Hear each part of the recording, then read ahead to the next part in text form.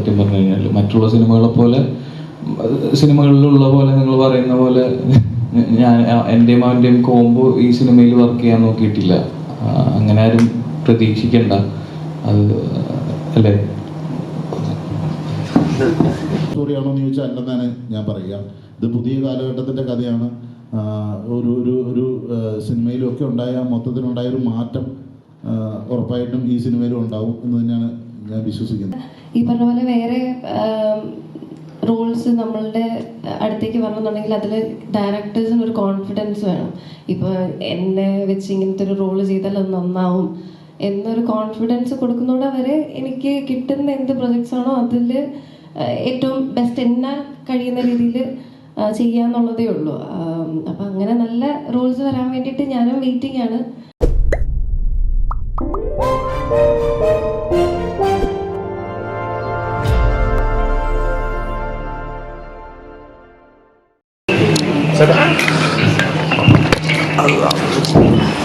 ഭാവന സ്റ്റുഡിയോസിൻ്റെ ബാനറിൽ ഞാനും ശ്യാമും ഫഹദ് ഫാസിലും ചേർന്നിട്ട് ചെയ്യുന്ന 5ാമത്തെ സിനിമ പ്രേമലു ഈ അടുത്ത വെള്ളിയാഴ്ച ഫെബ്രുവരി 1 തിയേറ്ററുകളിൽ എത്തുന്നു. തന്നിർമ്മത്തും ദിനങ്ങൾക്കും സൂപ്പർ ചർച്ചയ്ക്ക് ശേഷം ഗിരീഷാണ് സിനിമ ഡയറക്റ്റ് ചെയ്യുന്നത്. എന്താണ് സിനിമയെക്കുറിച്ച് ഉള്ള വിശേഷങ്ങളും ഒക്കെ സംസാരിക്കാമെന്ന് വെച്ചിട്ടാണ് ഈ പ്രസ് മീറ്റ്. ഗിരീഷ് സിനിമയെക്കുറിച്ച് ബേസിക്കായിട്ടൊന്ന് പറയും. റോംകോം ജോണറിലുള്ളൊരു സിനിമയാണിത്. ഗിരീഷ് ബേസിക്കായിട്ടും പറയും. എന്നിട്ട് നമുക്ക് സംസാരിച്ചു പറയാം. ഗിരീഷ് പറഞ്ഞ ഇതൊരു പക്ക റോംകോം ജോണറിലുള്ള ഒരു പരിപാടിയാണ്. എന്താ പറയുക, മുൻപത്തെ പടങ്ങളിൽ നിന്നും വ്യത്യാസമായിട്ട് കുറച്ചുകൂടി വലിയൊരു സ്കെയിലിൽ വന്നിട്ടുള്ളൊരു പടമായിട്ടാണ് നമുക്ക് ഫീൽ ചെയ്യുന്നത്. നല്ല മ്യൂസിക്കും കോമഡി റൊമാൻസും ഒക്കെയുള്ള എല്ലാവർക്കും പ്രത്യേകിച്ച് യങ്സ്റ്റേഴ്സിനും ഇഷ്ടപ്പെടുന്ന തരത്തിലുള്ള ഒരു പടമായിട്ട് ആണ് നമ്മൾ എത്തിയിരിക്കുന്നത്. അപ്പോൾ നന്നായിട്ട് വന്നിട്ടുണ്ട് എന്ന് വിചാരിക്കുന്നു. 9-ാം തീയതി റിലീസാവുകയാണ്. അപ്പോൾ എല്ലാവരുടെയും സപ്പോർട്ട് ഉണ്ടാവണം. ഇതൊക്കെയാണ് പടത്തെ കുറിച്ച് ഇപ്പോൾ പറയാൻ പറ്റുന്നത്. ബാക്കി നസ്ലിൻ സംസാരിക്കും. എല്ലാവർക്കും നമസ്കാരം. എനിക്ക് ഇവർ രണ്ടുപേരും പറഞ്ഞതിൽ കൂടുതൽ ഒന്നും വിട്ടു പറയാനില്ല. ഫെബ്രുവരി 9 വരുന്ന വെള്ളിയാഴ്ച റിലീസ് ചെയ്യാണ്. ഗിരീഷേട്ടൻ്റെ കൂടെ 4ാമത്തെ സിനിമയാണത്. ഗിരീഷേട്ടൻ ചെയ്ത എല്ലാ സിനിമയിലും ഭാഗമാകാൻ സാധിച്ചിട്ടുണ്ട്. അതിൽ ഭയങ്കര സന്തോഷമുണ്ട്. പിന്നെ ഭാവന സ്റ്റുഡിയോസാണ് അത് പ്രൊഡ്യൂസ് ചെയ്തിരിക്കുന്നത്. അവരുടെ കൂടെ അസോസിയേറ്റ് ചെയ്യാൻ പറ്റിയതിലും വളരെ സന്തോഷമുണ്ട്. അപ്പോൾ എല്ലാവരും സിനിമ കണ്ടിട്ട് അഭിപ്രായം പറയണം എന്നാണ് പറയാനുള്ളത്. Thank you. എല്ലാവർക്കും നമസ്കാരം. ഇപ്പം ഗിരീഷേട്ടനും എല്ലാം സിനിമയെ പറ്റി പറഞ്ഞു കഴിഞ്ഞു. ആക്ച്വലി നസ്ലിൻ പറഞ്ഞ പോലെ 9-ാം തീയതി റിലീസാകുമ്പം മാക്സിമം അന്ന് തന്നെയോ അല്ലെങ്കിൽ ആ ആഴ്ച തന്നെയോ പടം കാണാൻ ശ്രമിക്കുക. നല്ലൊരു ഫിലിമായിരിക്കും എന്ന് വിശ്വസിക്കുന്നു. എല്ലാ യൂത്ത് ആൾക്കാർക്കും അതേപോലെ ഫാമിലി ഓഡിയൻസിനും ഒക്കെ ഭയങ്കരമായിട്ടും എന്താ പറയുക എൻജോയ് ചെയ്ത് നല്ല ഹാപ്പി ആയിട്ട് കണ്ടുപോകാം. ഫസ്റ്റ് തൊട്ട് ലാസ്റ്റ് വരെ നല്ല എൻഗേജിങ് ആയിട്ട് പോകുന്നൊരു മൂവിയാണ്. Thank you. ഹായ്, എൻ്റെ പേര് ശ്യാം മോഹൻ എന്നാണ്. ഞാൻ അധികം ഫിലിംസ് ഒന്നും ചെയ്തിട്ടില്ല. നേരത്തെ 18+ പത്രോസിൻ്റെ പടപ്പുകൾ, ഹെവൻ എന്നുള്ള ഫിലിംസ് ഒക്കെ ചെയ്തിട്ടുള്ളത്. എൻ്റെ ആദ്യമായിട്ടാണ് ഗിരീഷ് കൂടെയും ദിലീഷേട്ടൻ്റെ കൂടെയൊക്കെ ആ ടീമിൻ്റെ കൂടെ ഒരു പടം ചെയ്യാൻ പറ്റുന്നത്. എനിക്കൊന്നു തണ്ണീർമത്തിനും സൂപ്പർ സെറിനെയൊക്കെ കണ്ടിട്ടുള്ള നമുക്കറിയാം ഒരു ഗിരീഷേടി പടങ്ങളുടെ ഒരു ക്വാളിറ്റി എന്ന് പറഞ്ഞാൽ ഒരു ഭയങ്കര എൻജോയ് ചെയ്ത് കാണാൻ പറ്റുന്ന, തമാശ നിറഞ്ഞ, ഭയങ്കര ലോജിക്കൊന്നും യൂസ് ചെയ്യേണ്ട, നമുക്ക് റിലാക്സ്ഡ് ആയിട്ട് കാണാൻ പറ്റുന്ന പടങ്ങളായിരുന്നു. അതുപോലെ തന്നെ നല്ലൊരു കളർഫുൾ പടം തന്നെയാണ്. ഇത് ഹൈദരാബാദിൻ്റെ ഒരു ബാക്ക്ഡ്രോപ്പിലാണ് ഈ കഥ നടക്കുന്നത്. പിന്നെ യൂത്തിൻ്റെ ഫേവറേറ്റ് ആയിട്ടുള്ള നസ്ലിനും മമതയൊക്കെയാണ് ഇതിൽ അഭിനയിച്ചിരിക്കുന്നത്.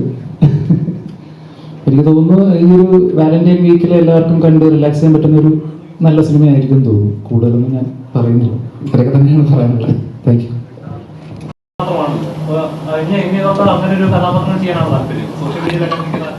ഏയ് അങ്ങനെയില്ല. അത് ഇപ്പം സൂപ്പർ ശരണയില് സോണ ചെയ്ത കഥാപാത്രം അത് ആക്ച്വലി പ്രേക്ഷകരെ ഏറ്റെടുത്തത് കുറെ റിലേറ്റ് ചെയ്യാനുണ്ട് എൻ്റെ ക്യാരക്ടറായിട്ട്. അപ്പൊ അതുകൊണ്ടാണ് ഇപ്പോൾ പ്രേമിൽ ഇറങ്ങി കഴിയുമ്പം അതും ഡിഫറെൻ്റ് ആയിരിക്കും. ഇത് സോണിൽ നിന്ന് ഭയങ്കര ഡിഫറെൻ്റ് ആണ് ഞാൻ ചെയ്യുന്ന റീനു എന്ന് പറഞ്ഞ ക്യാരക്ടർ. അപ്പോൾ അത് അങ്ങനെ ഇനിയിപ്പം വരുന്ന എനിക്കങ്ങനെ ഇന്ന ക്യാരക്ടേഴ്സ് അല്ലെങ്കിൽ ഇങ്ങനത്തെ സ്വഭാവ രീതിയിലുള്ള ക്യാരക്ടേഴ്സ് ചെയ്യുള്ളൂ അങ്ങനെയൊന്നുമില്ല. ഞാനും ആസ് ആൻ ആക്ടർ ഓരോ പടം കഴിയുമ്പം എക്സ്പ്ലോർ ചെയ്തുകൊണ്ടിരിക്കുകയാണ് എനിക്ക് എന്തൊക്കെയാണ് ചെയ്യാൻ പറ്റുന്നത്, എൻ്റെ പൊട്ടൻഷ്യൽ എന്തൊക്കെയാണെന്നുള്ളത് ഞാനും എക്സ്പ്ലോർ ചെയ്ത് വരുന്നതേ ഉള്ളൂ. അപ്പം നല്ല ക്യാരക്ടേഴ്സ് ചെയ്യുമ്പോൾ എനിക്കൊരു കോൺഫിഡൻസ് തോന്നുന്ന ക്യാരക്ടർ വരുമ്പം അത് എടുക്കാന്നുള്ളതേ ഉള്ളൂ. Thank you. ആദ്യമായിട്ടാണ് ഒരു നായികയായിട്ട് ഒരു മെയിൻ റോളായിട്ട് വരുന്നത്. ഇത്ര നാളും സൂപ്പർ ശരണയിലൊക്കെ നമ്മൾ കണ്ടു. എല്ലാത്തിലും ഭയങ്കര മമതയുടെ ഒരു ക്വാളിറ്റി എന്ന് പറഞ്ഞാൽ ഭയങ്കര എല്ലാത്തിലും ചിരി ഉണർത്തും.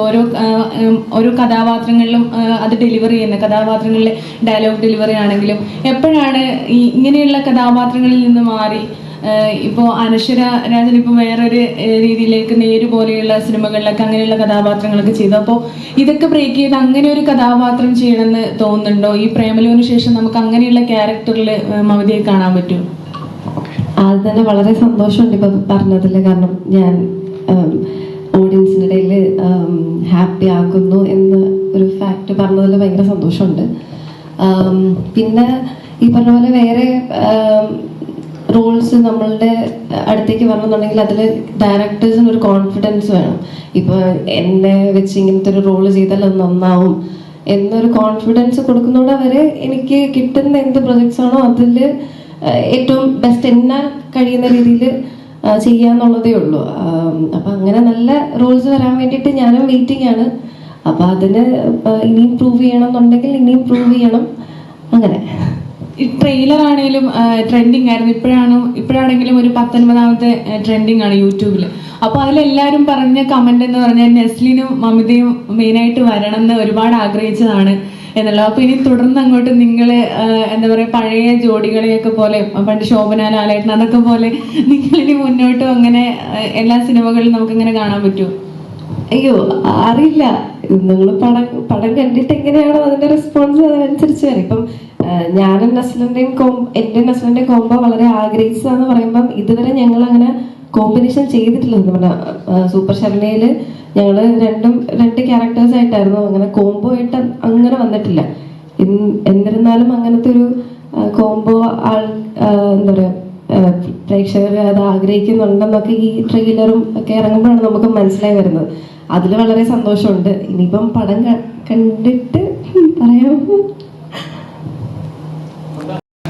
എല്ലാ കഥാപാത്രങ്ങളും കുറച്ചുകൂടെ സീരിയസ് ആയിട്ട് അത്രത്തോളം ഡെഡിക്കേറ്റഡ് ആയിട്ട് ചെയ്യുന്ന ഒരു ആളായിട്ട് എപ്പോഴും ഫീൽ ചെയ്യാറുണ്ട്. മറ്റേ മകളുടെ കഥാപാത്രം അങ്ങനത്തെ കഥാപാത്രങ്ങളൊക്കെ ചെയ്യുമ്പോൾ ഈ സിനിമയിലെ കഥാപാത്രം കേട്ടോ മനസ്സിലാക്കുന്നത് ഇതുവരെ ചെയ്തിട്ടുള്ള കുറച്ച് ഡിഫറെന്റ് ആണോ അതോ സ്ഥിരം കണ്ടുവരുന്ന കോമൺ ലവർ അങ്ങനെ ഒരു ഇതായിട്ട് തോന്നിയോ? ചിലപ്പോൾ നിങ്ങൾക്ക് മുമ്പ് കണ്ടുപോയ കഥാപാത്രങ്ങളുടെ ഷെയ്ഡ് ചിലപ്പോൾ കണ്ടിട്ടുണ്ടാവാം. പക്ഷെ ഇതില് കഥയും കഥാപാത്രവും തികച്ചും മറ്റുള്ള സിനിമകളിൽ നിന്നും ഞാൻ ചെയ്തിട്ടുള്ള മറ്റു സിനിമകളിൽ നിന്നും തികച്ചും വ്യത്യസ്തമായിട്ട് നിൽക്കുന്നതാണ്. കഥാപശ്ചാത്തലമാണെങ്കിലും അത് സംഭവിക്കുന്ന കാര്യങ്ങളാണെങ്കിലും എല്ലാം വ്യത്യസ്തമായിട്ട് നിൽക്കുന്നതാണ്.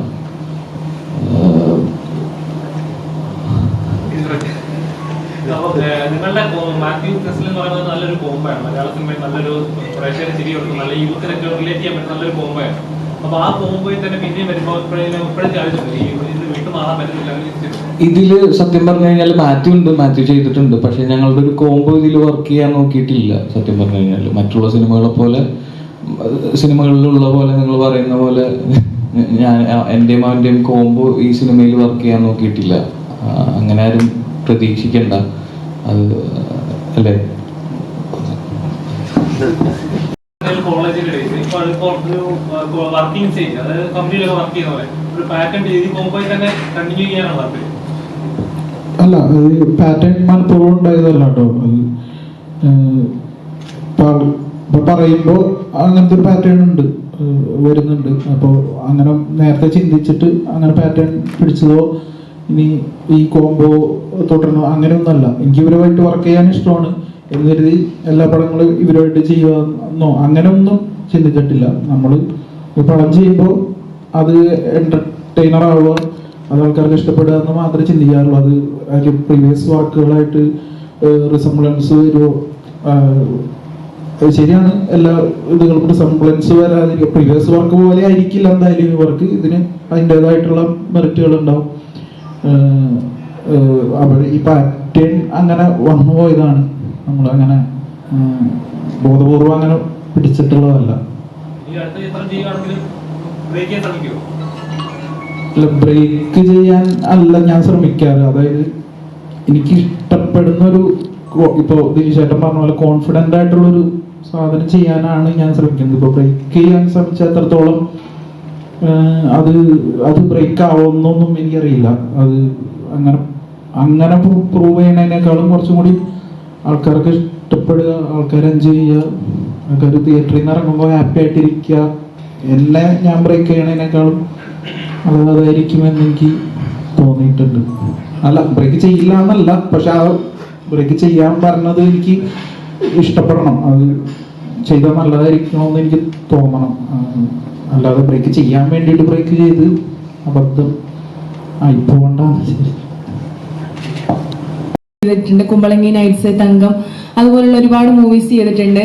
അപ്പോൾ ഇങ്ങനെ ഒരു എന്താ പറയുക, ഒരുപാട് ഇൻവെസ്റ്റിഗേഷൻ ആയാലും അങ്ങനെ ഒരുപാട് നല്ല നല്ല സിനിമകളിൽ നല്ല കഥാപാത്രങ്ങൾ ചെയ്യുന്ന ദിലീഷ് ചേട്ടൻ ഒരു പ്രൊഡ്യൂസർ എന്ന നിലയിൽ എങ്ങനെയാണ് ഈ ഒരു പ്രേമലു എന്ന് പറഞ്ഞൊരു മൂവി കമ്മിറ്റ് ചെയ്യാനുള്ള കാരണം എന്താണ്? ഇപ്പം എല്ലാം ഇൻവെസ്റ്റിഗേറ്റീവ് പടങ്ങളും അങ്ങനെ ചിരിപ്പിക്കുന്ന പടങ്ങൾ, ഇതുപോലുള്ള പടങ്ങൾ വരണം എന്നുള്ളത് കൊണ്ടാണോ? അത് എന്താണ് ഇതിലേക്ക് എത്താനുള്ള റീസൺ? ഹലോ, അല്ല, ഈ സിനിമ എന്തുകൊണ്ട് ഭാവന സ്റ്റുഡിയോസ് പ്രൊഡ്യൂസ് ചെയ്തതെന്ന് ചോദിച്ചാൽ അതിനൊരേ ഒരു ഉത്തരവേ ഉള്ളൂ, ഗിരീഷ് ഷെഡി. ഗിരീഷ് ഷെഡി എന്ന പറയുന്ന ഫിലിം മേക്കർ വളരെ മികച്ച 2 സിനിമകൾ ചെയ്തിട്ടുള്ള ആളാണ്. ആ 2 സിനിമകളും തിയേറ്ററിൽ മികച്ച വിജയങ്ങൾ നേടിയ സിനിമകളായിരുന്നു. അത് അതിൻ്റെ പ്രത്യേകത കൊണ്ടും പുതുമ കൊണ്ടും ഐഡൻറ്റിറ്റി കൊണ്ടൊക്കെ വളരെ മലയാളത്തിൽ ശ്രദ്ധിക്കപ്പെട്ട സിനിമകൾ തന്നെയാണ് ഗിരീഷിൻ്റെ 2 സിനിമകളും.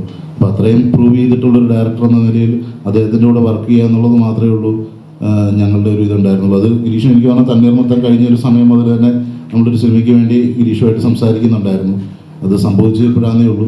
അപ്പം ഗിരീഷിനോട് സംസാരിച്ച് ഗിരീഷ് നമുക്കൊരു പടം ചെയ്യുന്നതിനെക്കുറിച്ച് ഇങ്ങനെ സാധ്യതകളെക്കുറിച്ച് ചർച്ച ചെയ്തു. ഗിരീഷുമായിട്ട് അങ്ങനെ ഇരുന്നു. അപ്പോൾ ഗിരീഷ് കയ്യിലുള്ള 1-2 ഐഡിയകളെക്കുറിച്ച് സംസാരിച്ചു. അപ്പം നമ്മൾ കൂടുതലും ഗിരീഷിന് ഏത് കോൺഫിഡൻസ് ഏതിലേക്കാണ്, ഗിരീഷിനെ ട്രസ്റ്റ് ചെയ്യാനാണ് നമ്മൾ ഈ പ്രൊജക്റ്റിലുടനീളം ശ്രമിച്ചിട്ടുള്ളൂ. ഗിരീഷിനോട് നമ്മൾ ഇത് ചെയ്യണം അങ്ങനെ ഒന്നും പറഞ്ഞിട്ടില്ല. ഗിരീഷിന് കൂടുതൽ ഇഷ്ടപ്പെട്ട കഥ ഏതാണ് അത് ഗിരീഷ് പറയുന്നു. അപ്പോൾ നമ്മുടെ അഭിപ്രായങ്ങൾ നമ്മൾ ചിലപ്പം ആദ്യഘട്ടത്തിൽ രേഖപ്പെടുത്തിയിട്ടുണ്ടാവും, അത്രയേ ഉള്ളൂ. ബാക്കി ഗിരീഷിന് കംഫർട്ടായിട്ട് ഷൂട്ട് കൊണ്ടുപോകുക, ഗിരീഷിന് എല്ലാം ഇഷ്ടപ്പെടുന്നുണ്ടോ എന്ന് മാത്രമാണ് നമ്മൾ ക്രോസ് ചെക്ക് ചെയ്തുകൊണ്ടിരുന്നത്.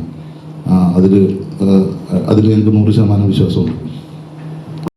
ആദ്യം ഹൈദരാബാദ് എന്നുള്ളൊരു ഐഡിയ ആയിരുന്നു വന്നായിരുന്നു. അത് എന്താണെന്ന് വെച്ച് കഴിഞ്ഞാൽ അത് സൂപ്പർ സെവനായിട്ട് ബന്ധപ്പെട്ട ഒരു ഇതാണ്. ഇതിൻ്റെ ഒരു തെലുഗു വെർഷൻ ഞങ്ങൾ ആലോചിച്ചായിരുന്നു, തെലുഗു റീമേക്ക് വെർഷനാണ്. അത് കുറച്ചും കൂടി മലയാളത്തിനേക്കാളും കൂടുതൽ തെലുങ്കിൽ എനിക്ക് കുറച്ചും കൂടി വേറെ മാറ്റി ചെയ്തിരുന്നെങ്കിൽ തെലുങ്കിൽ നന്നാവുമെന്ന് എനിക്ക് തോന്നിയിരുന്നു. അപ്പം അങ്ങനെ ഹൈദരാബാദിൽ നിന്ന് ഒരു ഓപ്ഷനിൽ ഞങ്ങൾ ചുമ്മാ ചിന്തിച്ചതാണ്. അതൊരു ഭയങ്കര പ്രോജക്റ്റായിട്ട് ഭയങ്കര സീരിയസ് ആയിട്ട് ചിന്തിച്ചതല്ല. അങ്ങനെ ചിന്തിച്ച് പിന്നെ അത് വിട്ടു. അപ്പോഴും ഹൈദരാബാദ് എന്നുള്ളൊരു സംഭവം അവിടെ കിടന്നായിരുന്നു. അങ്ങനെ പിന്നെ ഈ പറഞ്ഞ പോലെ ഹൈദരാബാദ് എനിക്ക് ഭയങ്കര, ഞാൻ അതിനു മുമ്പ് പോയിട്ടുണ്ടായിരുന്നില്ല. അപ്പം ഈ തെലുങ്ക് പടങ്ങൾ പണ്ട് തുടങ്ങി കോളേജിൽ പഠിക്കുമ്പോൾ പാട്ടുകളും ഇതൊക്കെ കാണുമ്പോൾ ഹൈദരാബാദ് എനിക്ക് ഭയങ്കര ഇഷ്ടപ്പെട്ടൊരു സംഭവമായിരുന്നു. അപ്പം അങ്ങനെ ഈ ഹൈദരാബാദ് ഇങ്ങനെ മനസ്സിൽ കിടക്കുന്നതുകൊണ്ട് അപ്പോൾ അടുത്ത പടത്തിന് ഹൈദരാബാദ് വയ്ക്കാം എന്നുള്ളൊരു സംഭവം അത് ഈ സൂപ്പർ സെവൻ വഴിയാണ് അതിലോട്ടെത്തി ഹൈദരാബാദിൽ ഹുക്കായത്. പിന്നെ ആ പടം ഒരു ഹൈദരാബാദിൻ്റെ പശ്ചാത്തലത്തിൽ പറഞ്ഞാൽ എങ്ങനെ ഉണ്ടാവും എന്ന് വിചാരിച്ചു. ഇപ്പോൾ ചെന്നൈ, ബാംഗ്ലൂരൊക്കെ മലയാളത്തിൽ വന്നിട്ടുള്ളതാണ് സിനിമകൾ. ഹൈദരാബാദ് അങ്ങനെ സിറ്റി ആയിട്ട് കാണിച്ചിട്ടുള്ള മറ്റേ ഫിലിം സിറ്റിയിൽ ഷൂട്ട് ചെയ്തിട്ടുണ്ട് ഒരുപാട് പടങ്ങൾ. അല്ലാതെ ത്രൂ ഔട്ട് സിറ്റിയിൽ ഷൂട്ട് ചെയ്ത പടങ്ങൾ മലയാളത്തിലുണ്ടെന്ന് എനിക്ക് തോന്നണില്ല. എനിക്കറിയില്ല അങ്ങനത്തെ പടങ്ങളുണ്ടോ. അപ്പോൾ അത് ഒരു ഫ്രഷ് പശ്ചാത്തലമായിരിക്കും എന്ന് വിചാരിച്ചിട്ട് ആണ് അങ്ങനെ ഹൈദരാബാദിൽ സെറ്റ് ചെയ്യാന്നുള്ള തീരുമാനം ഉണ്ടാകും. ഹൈദരാബാദ് തെലുങ്ക് ഒരുപാട് ഇഷ്ടപ്പെട്ടു. പണ്ടിപ്പോൾ ഈ ടൈപ്പ് മൂവീസ് പ്രേമലോ അല്ലെങ്കിൽ സൂപ്പർ സ്റ്റാറിനെ പോലത്തെ നേരത്തെ വന്നിട്ട് അല്ലു അർജുൻ മൂവീസാണ് ഈ തെലുഗു. അപ്പോൾ ആ ഒരു ടൈപ്പ് മൂവീസിനോട് എന്തെങ്കിലും റിലേറ്റ് അല്ലെങ്കിൽ സാമ്യം ഉണ്ടോ? ഇല്ല ആ ടൈപ്പ് ഇത് ഒരു മലയാളം പടം തന്നെയാണ്, ടിപ്പിക്കൽ മലയാളം പടം തന്നെയാണ്. മലയാളം പടം എങ്ങനെയൊക്കെയാണോ അല്ലെങ്കിൽ മലയാളി ഓഡിയൻസിൻ്റെ സെൻസിബിലിറ്റീസ് എങ്ങനെയാണോ തെലുങ്ക് ഓഡിയൻസിൻ്റെ വേറെയാണ്. അല്ലു അർജുൻ്റെ പടങ്ങൾ ഞാൻ കാണാറുണ്ട്. ആ സെൻസിബിലിറ്റീസിൽ നിന്നിട്ടുള്ള പടമല്ല, ഇത് ടിപ്പിക്കൽ മലയാളം ഓഡിയൻസിൻ്റെ ഇതിൽ നിന്ന് എൻ്റെ എല്ലാ പടം പോലെ തന്നെ. അത് എനിക്കറിയില്ല, അത് വേറെ ഭാഷയിൽ അങ്ങനത്തെ ഒരു ഇതായിരിക്കുമെന്ന് എനിക്കറിയില്ല, അറിയാൻ പാടില്ല. അങ്ങനെയല്ല അതിൻ്റെ നിരീക്ഷണ ചെയ്യുന്നുണ്ട്. അപ്പം അതുകൊണ്ട് ഉത്തരവാദിത്വം കൂടുകയാണോ അതോ പേടി തോന്നുന്നുണ്ടോ? ഫാൻ ബേസ് കൂടുന്നുണ്ടോ? പേടി തോന്നുന്നില്ല.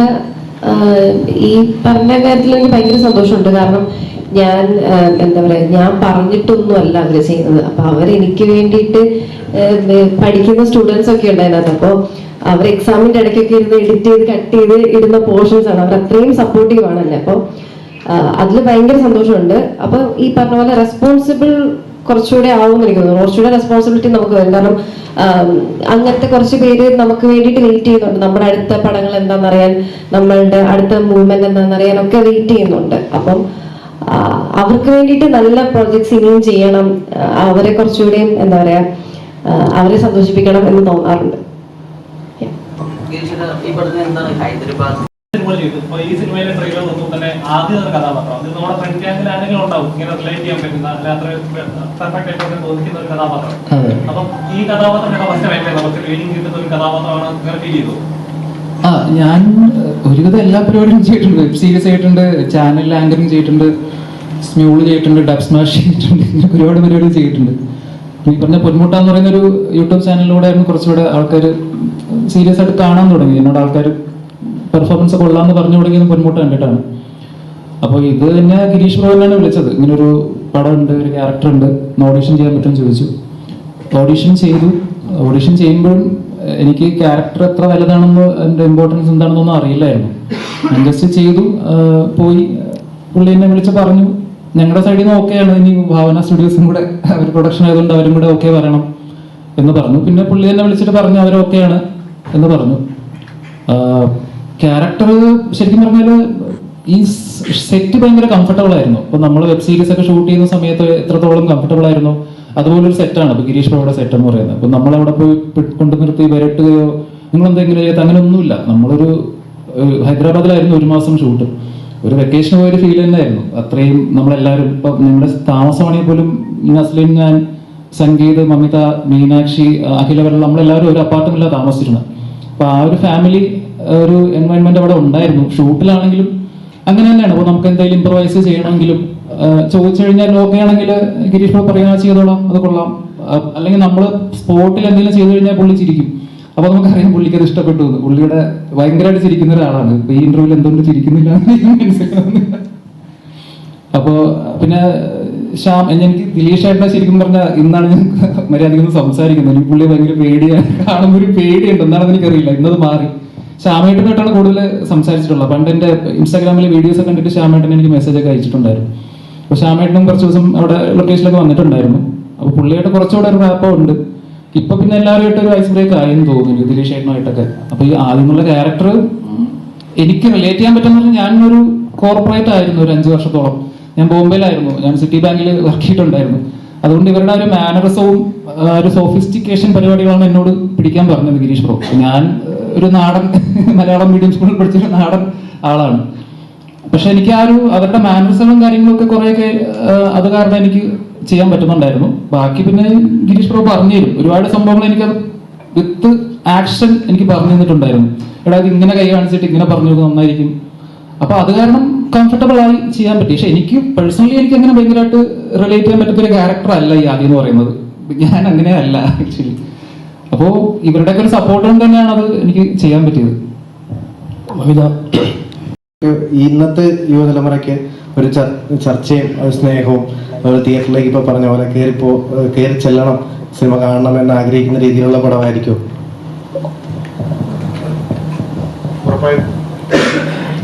ഉറപ്പായിട്ടും അത് ഇപ്പം അത്രയും ഡ്രാമയൊക്കെ ഉള്ള ലവ് സ്റ്റോറിയാണോ എന്ന് ചോദിച്ചാൽ അല്ലെന്നാണ് ഞാൻ പറയുക.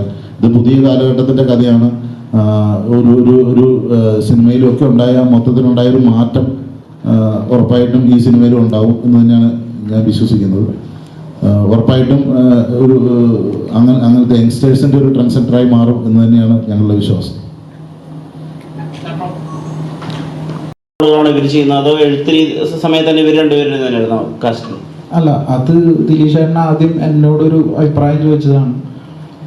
ഇങ്ങനെ നമ്മൾ കണ്ടപ്പോൾ നസ്രിയും ബേസിലിനെ വെച്ച് ചെയ്യാൻ പറ്റിയ വല്ല സബ്ജക്റ്റ് ഉണ്ടോ എന്ന് എൻ്റെ അടുത്ത് ചോദിച്ചു. അപ്പോൾ ഞാൻ പറഞ്ഞു, ചേട്ടാ എൻ്റെ വേറൊരു സബ്ജക്റ്റാണുള്ളത് എന്നും പറഞ്ഞ് നമ്മൾ പ്രേമലുവിൻ്റെ സബ്ജക്റ്റ് പറയണതാണ്. അങ്ങനെയാണ്, അല്ലാതെ അതിനെക്കുറിച്ച്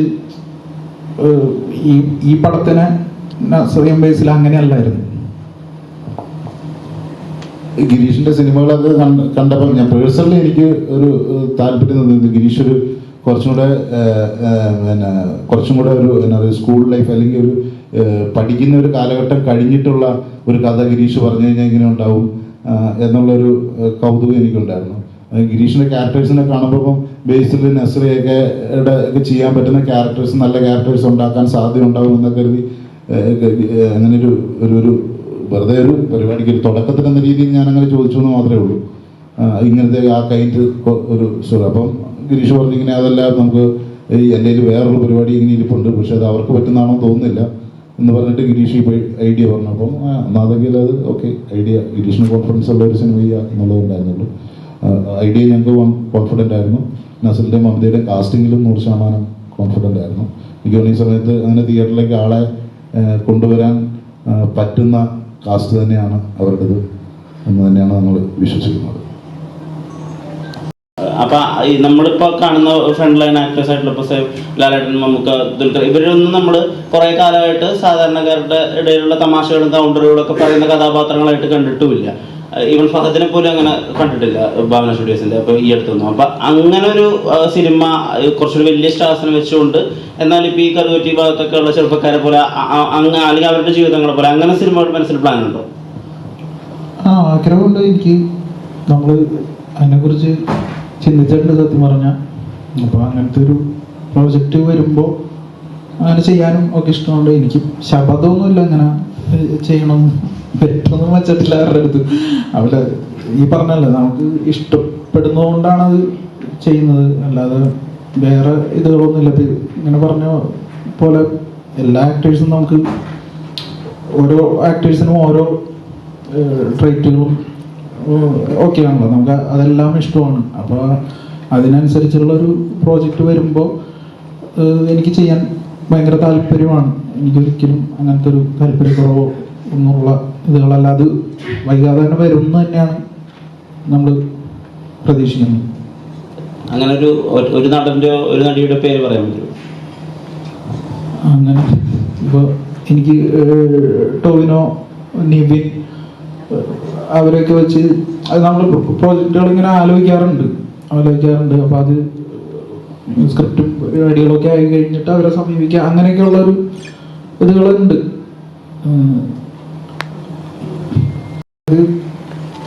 തെലുങ്കിൽ അങ്ങനത്തെ ഒരു വാക്കുണ്ട്, പ്രേമലു എന്ന് പറഞ്ഞിട്ട്. എന്ന് വെച്ചാൽ അതിന് റിയൽ ഇതിൽ സെൻസ് ഒന്നുമില്ല, പ്രേമങ്ങൾ എന്നാണ് അതിൻ്റെ ഇത്.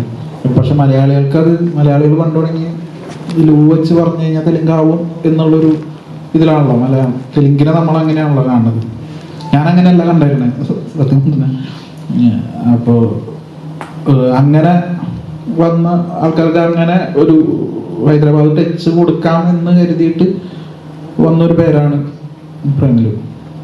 ഗിരീഷേട്ടൻ ഇപ്പോൾ തെലുങ്കിൽ സിനിമ ചെയ്യുകയാണെങ്കിൽ ഇതേ ഇങ്ങനത്തെ ഒരു പാറ്റേണിൽ ഇതേ ഒരു എന്താ പറയുക, ഇപ്പോൾ സിനിമയുടെ ഒരു സ്വഭാവം ഉണ്ടല്ലോ, വളരെ റിയലിസ്റ്റിക് ആയിട്ടാണ് നമ്മൾ സിനിമ ഉണ്ടാകുന്നത്. പക്ഷെ അത് കൊമേഴ്ഷ്യലാണ്, നമുക്ക് ശരി വരുന്ന സന്ദർഭങ്ങളും കൊമേഴ്ഷ്യലാണ് ആ സിനിമ, പക്ഷെ റിയലിസ്റ്റിക് ഗ്രൗണ്ടറാണ്. അപ്പോൾ ഈ തെലുങ്കിലൊക്കെ സിനിമ ആലോചിക്കുക എന്നൊക്കെ പറയുമ്പോൾ അവിടുത്തെ ഒരു സാമ്പ്രദായിക സിനിമ ഉണ്ടല്ലോ, 5 ഫൈറ്റും പൊടിപാറുന്ന ആക്ഷനും സ്ലോ മോഷനിൽ ഒരു നായികയും, അങ്ങനത്തെ സിനിമ ഗിരീഷേട്ടൻ ചെയ്യുമോ തെലുങ്കിൽ? ഇല്ല, അങ്ങനത്തെ ചെയ്യാൻ ഇപ്പൊ തെലുങ്കില് നമ്മുടെ പോലത്തെ മലയാളത്തിലൊക്കെ വരുന്ന പോലത്തെ സിനിമകൾക്ക് ഒരു സ്പേസ് ഉണ്ടെന്ന് എനിക്ക് തോന്നിയിട്ടുണ്ട്. തെലുങ്കിൽ അങ്ങനത്തെ പടങ്ങൾ ഉണ്ട്, വളരെ കുറച്ചേ ഉള്ളൂ. ചില ഇൻഡിപെൻഡൻറ്റ് പടങ്ങൾ പോലെ വരുന്ന പടങ്ങളുള്ളൂ. അല്ലാതെ കുറച്ച് ഇത്തിരി കൊമേഴ്ഷ്യൽ വാല്യൂ എന്നാൽ കുറച്ചൊക്കെ നിലത്ത് വെക്കുന്ന തരത്തിലുള്ള പടങ്ങൾ ഇല്ല, ഞാൻ അങ്ങനെ കണ്ടിട്ടില്ല. അപ്പോൾ അങ്ങനത്തെ ഒരു സ്പേസ് തെലുങ്കിൽ ഉണ്ടെന്ന് എനിക്ക് തോന്നിയിട്ടുണ്ട്. ഞാനപ്പോൾ തെലുങ്കിൽ പടം ചെയ്യാൻ അല്ല, എനിക്ക് ആഗ്രഹമുണ്ട്. സത്യം പറഞ്ഞാൽ എനിക്ക് ആ ഭാഷ, ആ നാടൊക്കെ എനിക്ക് ഭയങ്കര ഇഷ്ടമാണ്. അപ്പോൾ അങ്ങനെ ചെയ്യുകയാണെങ്കിൽ ഞാൻ അങ്ങനെ നമ്മുടെ ഇവിടെ ചെയ്യുന്ന പടങ്ങൾ ആ ഒരു എൻ്റെ സ്റ്റൈലിൽ തന്നെ ചെയ്യാൻ ശ്രമിക്കുള്ളൂ. കറുകുറ്റിക്ക് അങ്ങനെയുള്ള പലരെയും പ്രേമലൂര് അധികം കണ്ടിട്ടില്ല. ഇപ്പൊ സച്ചിൻ ചെറുകലിനെ ഒന്നും നമ്മൾ ട്രെയിലറിൽ കണ്ടിട്ടില്ല, അല്ലെങ്കിൽ കുറെ ആളുകളെ ഇതിൽ കാണാറില്ല. അവരൊക്കെ എന്താണ് അവോയ്ഡ് ചെയ്യുന്നത്? ഈ അവോയ്ഡ് ചെയ്തതല്ല, ഈ പറഞ്ഞ പോലെ എനിക്ക് ശബ്ദമൊന്നും ചെയ്യാത്തത് കൊണ്ട് എനിക്ക് അവരില്ലാതെയും അവരെ വെച്ചിട്ടും ഒക്കെ പടം എടുക്കാനുള്ളൊരു സ്വാതന്ത്ര്യം ഉള്ളത് കൊണ്ട് ഈ പടത്തിന് വേറെ കുറച്ച് ആൾക്കാരായിരുന്നു വേണ്ടിയിരുന്നത്. അതുകൊണ്ട് അവരില്ല എന്നുള്ളൂ, അല്ലാതെ വേറെ റീസണൊന്നുമില്ല പ്രത്യേകിച്ച്. യാം കാതൽ എന്നൊരു സിനിമ കൂടി ഉണ്ടല്ലോ, അത് അപ്പൊ ആ സിനിമയിലും ഈ ജോണർ തന്നെ ആയിരിക്കും ഉണ്ടാവുക, പ്രേമം തന്നെ ആയിരിക്കും? അല്ല, അത് വേറൊരു ടൈപ്പ് ഒരു പടമാണ്. അപ്പം അത് കൂടുതൽ അതിനെ കുറിച്ച് പറയാൻ ഉള്ളൊരു ഇതില്ല. സൈബർ ക്രൈമൊക്കെ ആയിട്ട് ബന്ധപ്പെട്ടൊരു പടമാണ്, അത്രേ പറയാൻ പറ്റുള്ളൂ. പറയുന്നുണ്ടല്ലോ, അപ്പോൾ സച്ചിൻ റീനുവിന്റെ പുറകെയാണ്. ഒരു പോയിന്റിൽ റീനു ഇങ്ങനെ പറയുന്നുണ്ട്, അങ്ങനെയാണെങ്കിൽ ഐ വിൽ മാരി ആദി എന്ന് പറയുന്നുണ്ട്. അപ്പോൾ അതെന്തായിരിക്കും എന്നുള്ളത് നമുക്ക് ശരിക്കും ആ സിനിമ കാണുമ്പോഴേ പറയാൻ പറ്റുള്ളൂ, എന്താണ് ആദിയുടെ സ്പേസ് എന്നുള്ളത്. ഈ പ്രേമ അത് അല്ല, ഈ പറഞ്ഞ പോലെ തന്നെ അത് വേറെ ആയിരിക്കണമല്ലോ. അപ്പം ആ ക്യാരക്ടേഴ്സിന്റെ ഡിഫറൻസ് ആണ് അതിലെ റൊമാൻസ് എങ്ങനെയാണ് എന്നുള്ളത് ഡിഫൈൻ ചെയ്യണം. അപ്പോൾ ആ ക്യാരക്ടേഴ്സ് മാറുമ്പോൾ തന്നെ ലവ് സ്റ്റോറീസ് ആകുമ്പോൾ തന്നെ ലവ് സ്റ്റോറീസ് ആണെങ്കിലും ആ രണ്ട് ക്യാരക്ടേഴ്സ് രണ്ട് പശ്ചാത്തലത്തിൽ നിന്ന് രണ്ട് അപ്ബ്രിങ്ങിങ്ങിൽ വളർന്ന ആൾക്കാർ ചെയ്യുമ്പോൾ അതിൻ്റെതായിട്ടുള്ള വേറൊരു ഡൈനാമിക്സ് ആയിരിക്കും. അത് തന്നെയാണ് അതിൻ്റെ ഇത്. എല്ലാത്തിലും അങ്ങനത്തെ റൊമാൻസ് ഉണ്ടെങ്കിലും ആ റൊമാൻസിന് വേറെ ഡയമെൻഷൻസ് ഉണ്ടാവാൻ ശ്രമിക്കാറുണ്ട്. നല്ല നടനാണ്, അതുപോലെ തന്നെ നല്ലൊരു സംവിധായകനാണ്, പ്രൊഡ്യൂസറാണ്. അപ്പോൾ ഇത് മൂന്നും ചെയ്യുമ്പോൾ ഒരു സിനിമ ഇറങ്ങുമ്പോൾ ഡയറക്ടറായിട്ടോ നടനായിട്ടോ പ്രൊഡ്യൂസറായിട്ടോ ഒരു മൂവി ഇറങ്ങുമ്പോൾ കൂടുതൽ ടെൻഷൻ അടിക്കുന്നത് എപ്പോഴാണ്? ടെൻഷൻ എനിക്ക് തോന്നുന്നു ചിലപ്പം പ്രൊഡ്യൂസറായിട്ട് ഒരു പടം ഇറങ്ങുമ്പോഴായിരിക്കും.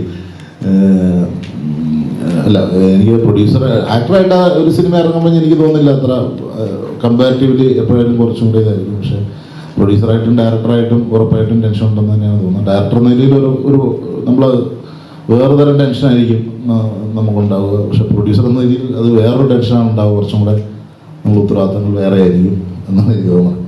രണ്ട് തരത്തിലാണ് ടെൻഷന്, എന്തായാലും കുറവൊന്നുമില്ല. ഗിരീഷേട്ടാ, അപ്പോൾ ഓസ്ലറിന്റെ സെറ്റിൽ വെച്ചിട്ട് ജയറാമിനോട് പറഞ്ഞിട്ടുണ്ടായിരുന്നു അടുത്ത ഒരു പടം ചെയ്യാൻ പ്ലാൻ ഉണ്ടെന്ന് ജയറാം ഇന്റർവ്യൂവിൽ പറഞ്ഞിട്ടുണ്ടായിരുന്നു. അപ്പോൾ അങ്ങനെ ഇപ്പോൾ പ്ലാൻ ചെയ്യുന്നുണ്ടോ? അല്ല, അങ്ങനെ ഒരു പടം ചെയ്യാൻ പ്ലാൻ ഉണ്ടെന്നല്ല, ഒരു പടം ചെയ്യാൻ ആഗ്രഹം ഉണ്ടെന്നുള്ളതാണ് അറിയുള്ളത്. അല്ല, ആഗ്രഹമില്ലാതെ ഉണ്ടാവുമോ? എന്തായാലും ആഗ്രഹം ഉണ്ടാവില്ലേ.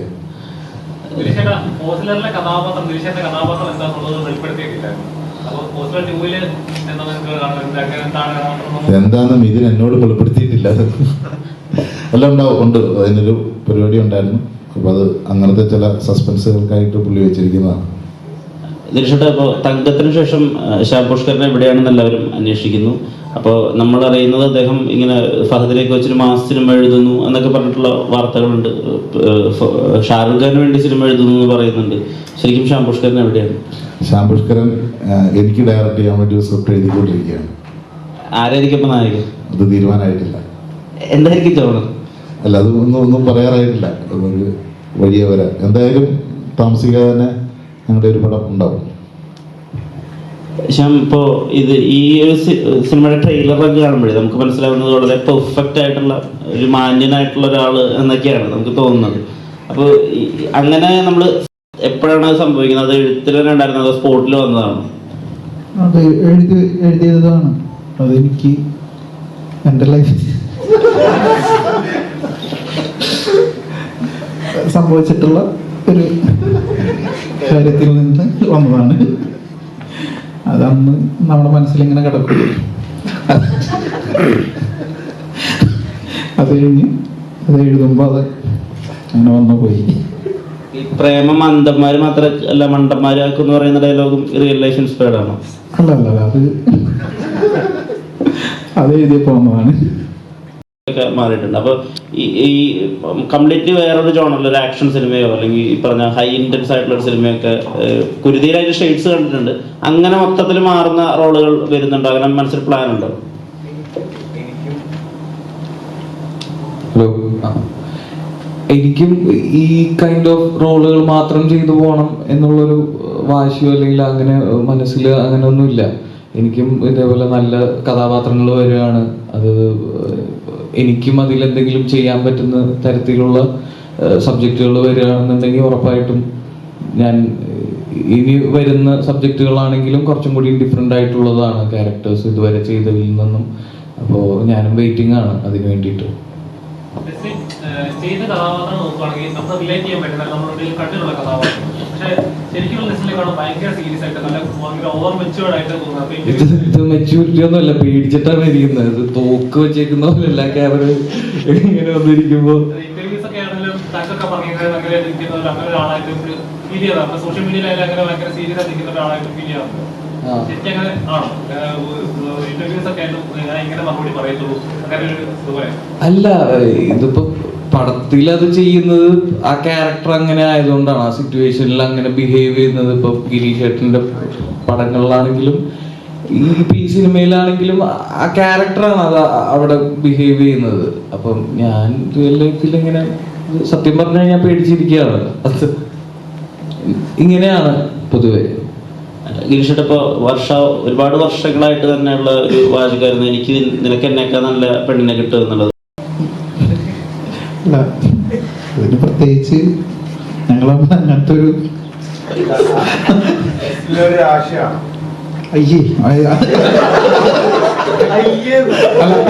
അല്ല രാശിനായിട്ട് അല്ല, ഞാൻ അങ്ങനത്തെ സൂപ്പർസ്റ്റിഷനിലൊന്നും വിശ്വസിക്കുന്ന ആളല്ല. രാശി മുഹൂർത്തം അതൊന്നും അങ്ങനെയൊന്നല്ല. അവൻ ഭയങ്കര കംഫർട്ടബിൾ, നല്ല നടനാണെന്ന് അല്ല, നല്ല നടനാണ് അവൻ പ്രൂവ് ചെയ്തിട്ടുള്ളത്. അത് എനിക്കിപ്പോ അടുത്ത പടത്തിലും നസലിനെ അഭിനയിക്കാം എന്നുള്ളത് അതൊരു പ്രശ്നമായിട്ട് എനിക്ക് ഫീൽ ചെയ്തിട്ടില്ല. അത് ആർക്കും ഫീലിംഗ് ചെയ്യേണ്ട കാര്യമില്ല എന്ന് എനിക്ക് തോന്നിയിട്ടുണ്ട്. കാരണം അഭിനയിക്കാൻ അറിയാവുന്ന ആൾക്കാർ ഇഷ്ടപ്പെടുന്ന ഒരാളെ ഒരു സിനിമയിൽ ഇൻക്ലൂഡ് ചെയ്യിക്കുക എന്നുള്ളത് ഒരു പാപവും. അത് 10 സിനിമയിലും, അത് ഇപ്പോൾ പ്രിയദർശൻ സാറിൻ്റെ പടത്തിലായാലും സിനിമയിലായാലും അവർക്കൊക്കെ അവരുടെ കംഫർട്ട് സോണിലുള്ള റിപ്പീറ്റഡ് ആയിട്ട് വരുന്ന ആക്ടേഴ്സ് ഉണ്ടാവും. എല്ലാവരും ഉണ്ട്. ഇപ്പോൾ സത്യൻ സാറ് എന്നൊക്കെ പറയുന്ന പോലെ അതിനങ്ങനെ കണ്ടാൽ മതി എന്ന് എനിക്ക് നേരത്തെ പറഞ്ഞാണ് ഈ സിനിമയുടെ പ്രൊഡ്യൂസറായിട്ടുള്ള നല്ലൊരു ആക്ടറാണ്, റൈറ്ററാണ്. അപ്പൊ അദ്ദേഹത്തെ വെച്ചിട്ടൊരു സിനിമ ചെയ്യാനായിട്ട് ഒരു ആലോചന, അദ്ദേഹത്തെ വെച്ചൊരു സിനിമ ചെയ്തിട്ടുണ്ട്. അത് വരും. അതേപോലെ ഫെബ്രുവരി 9 ഈ വരുന്ന വെള്ളിയാഴ്ച തിയേറ്ററുകളിലേക്ക് എത്തുകയാണ്. പ്രേമലു 70 തിയേറ്ററിൽ നിന്ന് തന്നെ കാണാൻ ശ്രമിക്കുക. അത് 3-4 പാട്ടുകളുണ്ട്. സിനിമകളോളം ഇറങ്ങുന്നുണ്ട്. അത്തരം എല്ലാ സിനിമകളും തന്നെ പരാജയപ്പെട്ടു പോകുന്നൊരു പ്രവണത കണ്ടിരുന്നുണ്ട്. എന്തുകൊണ്ടായിരിക്കും മലയാളത്തിൽ ഇത്ര സിനിമകൾ വന്നിട്ട് ആളുകൾ തിയേറ്ററിൽ വരുന്നില്ല? അല്ലെങ്കിൽ എണ്ണത്തിലൊരു കാര്യമില്ലല്ലോ. 1000 സിനിമ വന്നെന്ന് പറഞ്ഞിട്ട് ഒരു ഇൻഡസ്ട്രി വലുതാവില്ലല്ലോ. എത്ര മികച്ച സിനിമകൾ വന്നു എന്നുള്ളതിൽ മാത്രമേ ഇൻഡസ്ട്രിക്ക് അത് ഗുണം ചെയ്യുകയോ, അല്ലെങ്കിൽ എല്ലാവരും മികച്ച സിനിമകൾക്ക് വേണ്ടിയിട്ട് തന്നെയായിരിക്കും ശ്രമിക്കുന്നത്. പക്ഷേ എങ്കിലും അതാണ് ഇപ്പം ഒരാഴ്ച 10 മോശം പടം വന്നാൽ തിയേറ്ററിൽ ചിലപ്പോൾ ആരും വരില്ല. ഒരൊറ്റപ്പടം വന്നുള്ള ഈ ആഴ്ച അത് നല്ല സോഡാണെങ്കിൽ എല്ലാവരും വരും കാണാൻ. അപ്പം എണ്ണത്തിലതൊരു ഫാക്ടറല്ലോ. എന്നാൽ ഇപ്പോൾ ഒരു സിനിമ ചെയ്യുമ്പോൾ ഇപ്പോൾ ദിലീഷ് ചേട്ടൻ്റെ ഒരു സിനിമ എടുത്താൽ ഇപ്പോൾ ദിലീഷ് ചേട്ടൻ്റെ ഇന്റർവ്യൂവിൽ പറയുന്നുണ്ട്, സിനിമ എടുത്താൽ എത്ര കെ ജോർജിൻ്റെ ഒക്കെ പറയുന്നുണ്ട്, ആർട്ട് എന്ന് പറയുന്നൊരു കല ഇനിയും സഞ്ചരിക്കും, ഇപ്പൊ പരാജയപ്പെട്ടാലും സഞ്ചരിക്കുമെന്നുള്ള രീതിയിൽ പറയുന്നുണ്ട്. അപ്പൊ സിനിമ അത്തരം ആളുകളിലേക്ക് എത്തിക്കേണ്ട ഒരു വ്യവസായ ഇതല്ലേ? അതെ, തീർച്ചയായിട്ടും. അല്ല, അതിനകത്ത് എനിക്ക് അഭിപ്രായ വ്യത്യാസമൊന്നുമില്ല. അപ്പോൾ അതിന് സാധ്യമാകുന്ന ബഡ്ജറ്റിലായിരിക്കണം നമ്മൾ സിനിമ ചെയ്യേണ്ടത് എന്നുള്ളതാണ് എനിക്ക് തോന്നിയിട്ടുള്ളത്. അങ്ങനത്തെ സിനിമകൾ പറയുമ്പോൾ നമ്മൾ അതിന് സാധ്യമായിട്ടുള്ള ബഡ്ജറ്റിലേക്ക് സിനിമകൾ ചെയ്യാൻ ശ്രമിക്കുക. നമുക്കിപ്പോൾ ഇപ്പം ഞാനീ പറയുന്നത് കൊമേഴ്ഷ്യലായിട്ടുള്ള വിജയത്തെക്കുറിച്ച് മാത്രമാണ്. അപ്പം നമുക്ക് എൻ്റർടൈൻമെൻറ്റ് വാല്യൂ ഉള്ള ഒരു സിനിമയിലൂടെ നമുക്ക് നല്ല ആശയം പറഞ്ഞുകൂടെ? അതിന് കുഴപ്പമുണ്ട്. എൻ്റർടൈൻമെൻറ്റ് ഉണ്ട് എന്ന് കരുതി ഒരു നല്ല കണ്ടന്റ് ഇല്ലാണ്ടാവുന്നില്ലല്ലോ. നമുക്ക് അതാണ് അതിനകത്തെ കാര്യം എന്നാ തോന്നുന്നത്. Okay, thank you. Okay okay.